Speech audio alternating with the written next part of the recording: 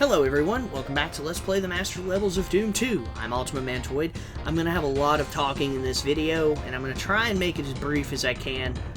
But, we are on the final map. It is a Cranium map, and we're going to start, I guess, I'm going to finish up talking a little bit about Cranium anyway. He did do some work outside of the Doom community. He worked for Ion Storm and was on the credits list of Daikatana, although I don't know if he actually did anything directly or not. I think he was just an extra set of hands for John Romero or to help out or something. I couldn't honestly tell you. I know he worked for Zatrix Entertainment. I believe he was on the team that helped make Redneck Rampage. He worked for Funcom Oslo and helped them make a couple of games. I think particularly Anarchy Online with the expansions Shadowlands, Alien Invasion, and the Notum Wars. I know he did help make Age of Conan, Hyborian Adventures. I think that one was by Funcom Oslo.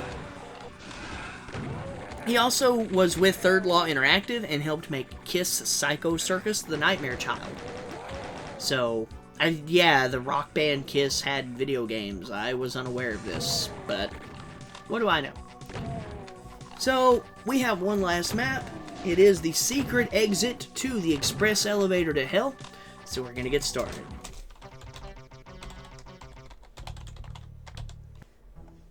Yep, this takes place on map 32. Obviously, because the last one took place on 31. It was a secret exit. Welcome to Bad Dream. Yeah, no. We're not going to go that way. We'll go this way instead. Chainsaw the Revenant if, he doesn't punch-kill you to death. Pick up the Megasphere and press that switch. Because that will turn the lights on and show you 36 Cyberdemons. The easiest way I have found to deal with this map, and I'm going to try and do it the difficult way, but I'll explain the easy way. Wait a couple seconds, run forward. Now, this is where it's going to get tricky. You want to run towards... You want to get that key, and then this key, and the last key, which is right here. Oh, where'd it go? Where'd it go? There it is. It's hard to see them keys. You want to try and get all three keys and get out. Now, the easy way is literally just grab the invulnerability, come this way, and wait a moment.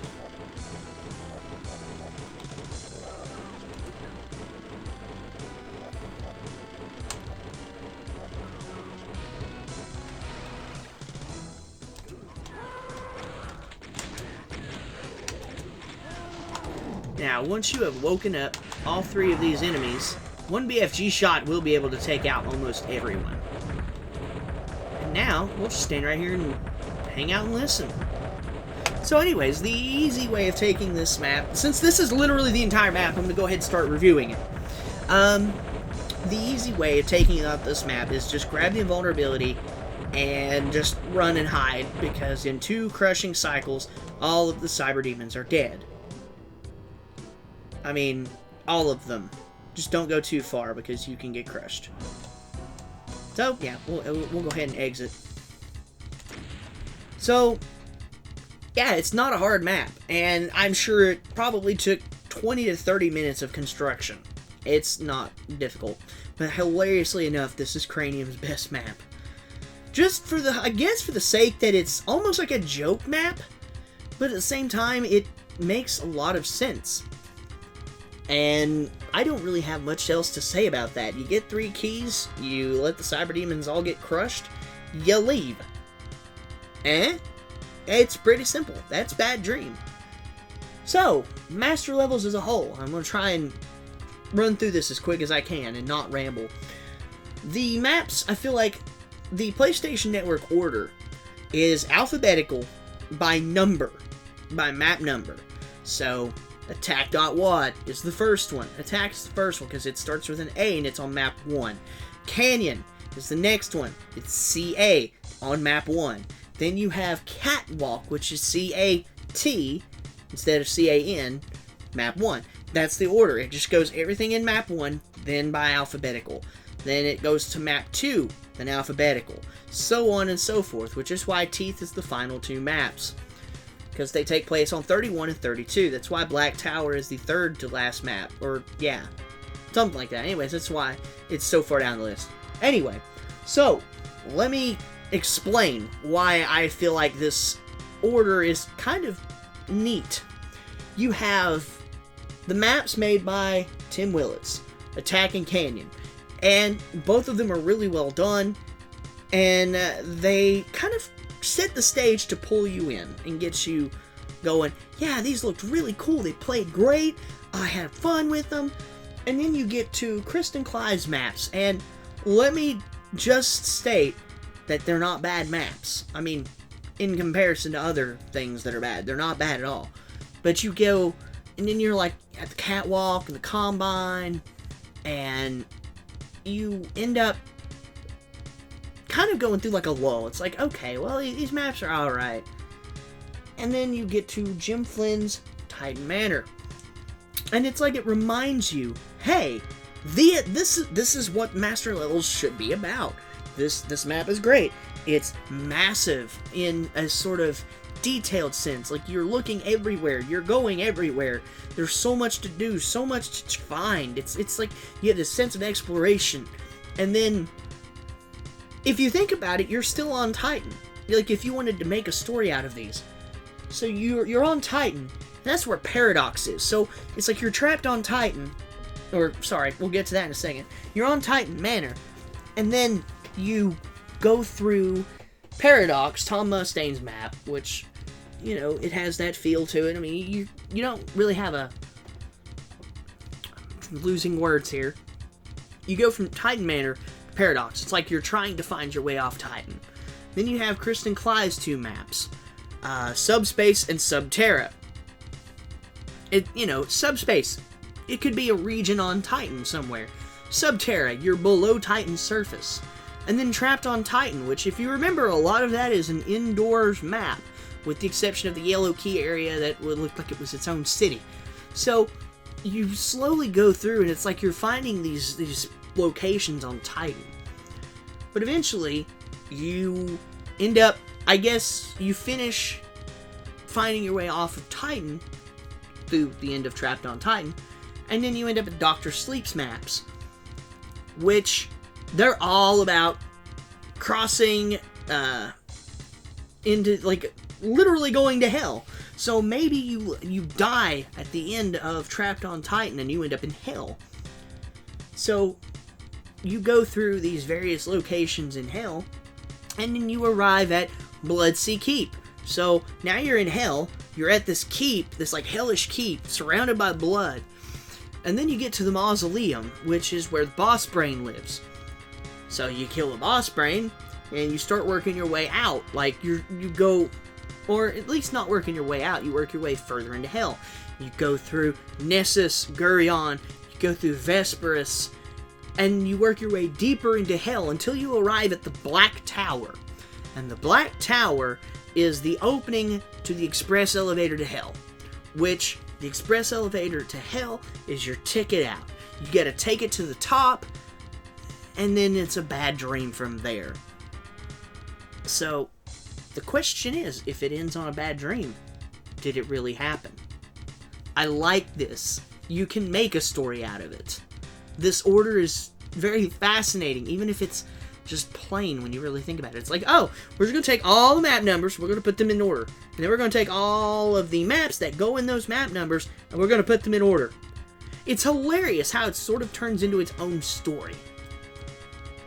And I like that.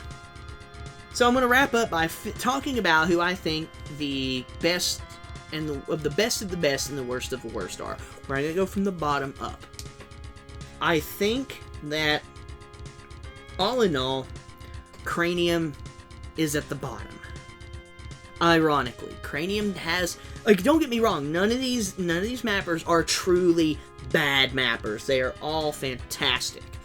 But I'm trying to rate them here. Cranium overall has, I think, the worst performance in this. He has two maps that are beyond frustrating. Yes, he has amazing detail. He's got some great, like, some crazy, great ideas. But Teeth, like the express elevator to hell, is the most frustrating thing in this whole game. Then you have Mephisto's Mausoleum, which is almost equally frustrating. but at least there's some sort of redemption once you figure out what you're doing. There's no real, oh, well, this is just straight bullshit, other than the fact that, you know, you have to try and kill those specters at the end of the map, and you need all the rockets you can get to make sure that you can kill the fucking specters anyway. Next step up, obviously, is going to be Crystallize, and it's not even that big a step. Like, it's barely there. Crystallize maps are just bizarre in some changes. Like, some of the design decisions that he had are just, they're questionable. Like, I mean, he's got some good maps. Like, I kind of have a guilty pleasure for Catwalk. I mean, it's not the greatest map, but particularly Subspace and Subterra. Those are the two that I really like most, I think, out of his stuff. But all in all, he's not as super detailed to, like, Cranium. He doesn't have crazy ideas like Cranium, but none of his maps are truly frustrating.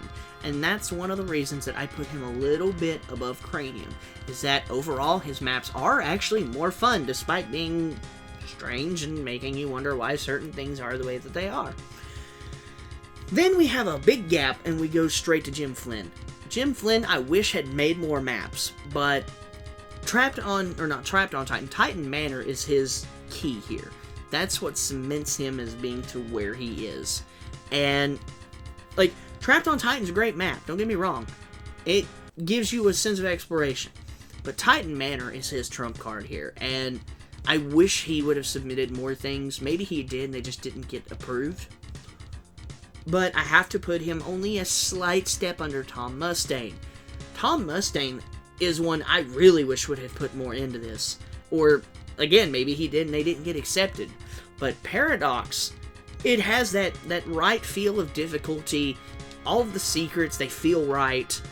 The design, just everything about that map just feels right.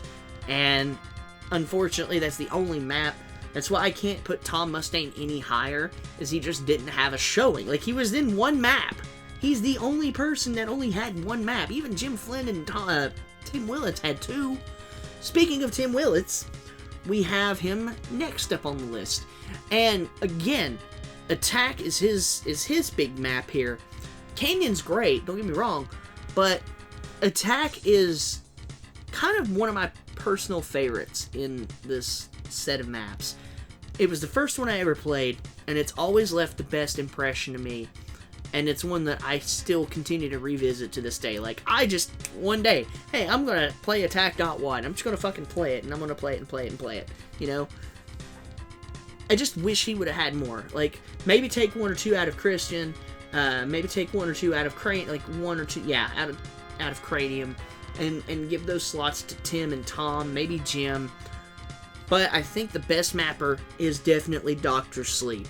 He has the most solid mapping out of everybody. Yeah, his secret placement is a little questionable, Nessus.wad, but his mapping style, it's simplistic and it's predictable, but at the same time, he can do so much with it. It's so versatile. You never really feel like you're in the same place twice.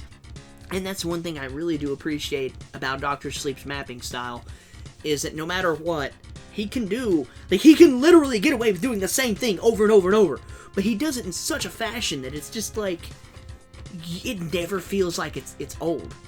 Even when you were doing Vesperus and everything was a trap, it felt like it was a trap with a purpose.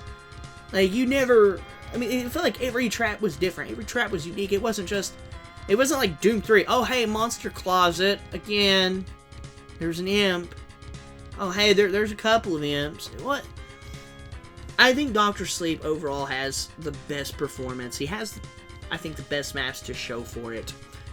And honestly, I recommend you guys should check out everything that these guys have done and judge them based on more than just their showing at the master levels.